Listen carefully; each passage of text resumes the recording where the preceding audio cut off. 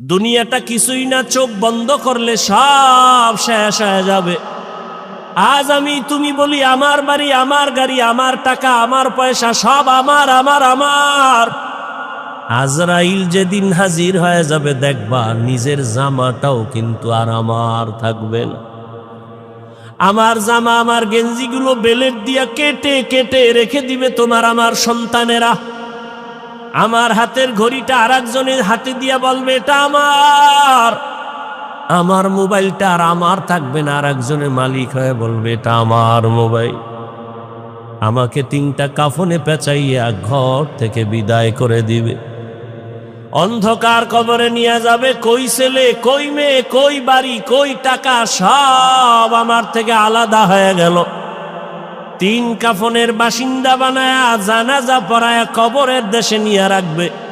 এমন একটা জায়গায় কবর যেখানে দিনের বেলাও যাইতে সবাই ভয় পায়। বাঁশবাগান বাড়ির পেছনের অংশ, ওখানে কেউ যায় না, সাপ বিচ্ছু থাকার গর্ত।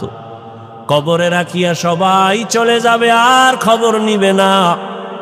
তবে হ্যাঁ, যদি কিছু নেক আমল করে যাও, ভালো সন্তান রেখে যাও, কোরআন পড়নেওয়ালা, মাদ্রাসা মসজিদ রেখে যাও, আলেম ওলামা বানায় রেখে যাও, এদের দোয়া চলবে কবরে।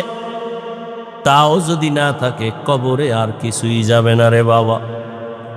রহমতের নবী আম্মা জান আয়েশা বলেন, আমার হুজরায় বসে নবী গুনগুন করে কান্না করেন। আমি জিজ্ঞাসা করতাম, ইয়া রাসূলুল্লাহ, আমি আয়েশার কোনো বেয়াদবির কারণে আপনি কান্না করেন? কয় না না। তো কেন আপনি কাঁদেন? আম্মা জান আয়েশার জবাবে রহমতের নবী বলেন, হাসরের ময়দানের ভয়ঙ্কর হালাত আমার যখন মনে পড়ে চোখের পানি ধরে রাখতে পারি না রে আয়েশা। হাসরের ময়দানটা কত যে ভয়ঙ্কর, আমার উম্মতের কি হালাত হবে আয়েশা। আম্মা জান বলেন, কেমন হালাত? নবীজি বলেন, হাসরের ময়দানে নারী আর পুরুষগুলো উলঙ্গ, সবাই উঠবে। নারীরা উলঙ্গ, পুরুষেরা উলঙ্গ দাঁড়াবে। সূর্যটা মাথার উপরে নেমে আসবে।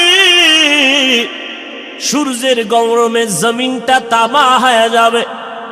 নাফরমানদের মাথার মগজগুলো ভাতের মারের মতো ফুটতে থাকবে। ওদিকে জাহান্নামের আওয়াজ।